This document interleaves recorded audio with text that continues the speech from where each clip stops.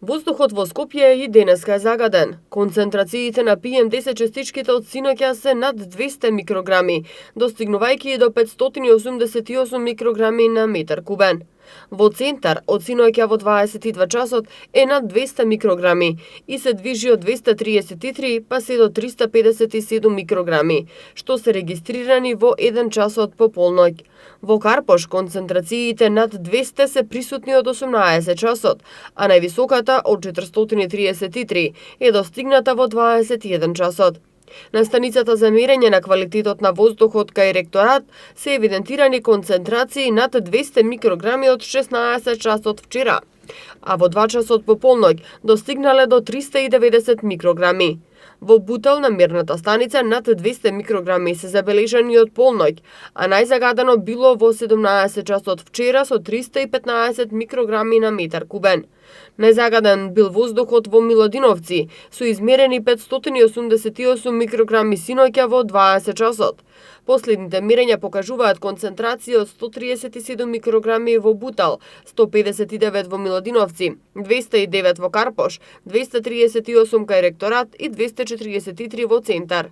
Среднодневната гранична вредност од 206 и 233 микрограми изнесувала во Карпош и кај ректорат во Скопје.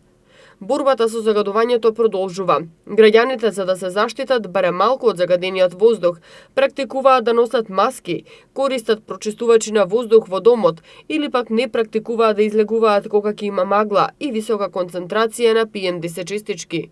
Но има и такви кои не користат ништо за заштита од загадувањето. На кој начин се заштитувате од загадувањето во Скопје? На никој, не Господ. Какво загадување? Не сеќамо ништо ми е тоа. Никако не се заштитувам. Не излегувам кога е магла и тоа е да. Никако. Најнормално. За да се активираат мерките, потребно е вакви надминувања од 200 микрограми на кубен метар на 2 мерни станици да има во 2 последователни дена.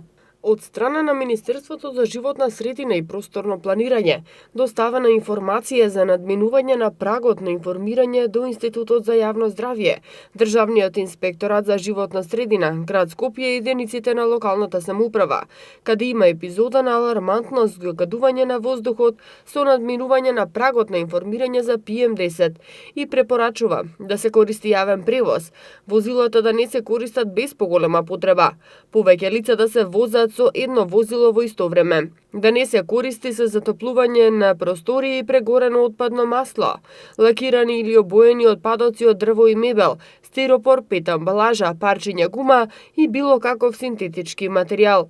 Правилно да се користат печките за дрва.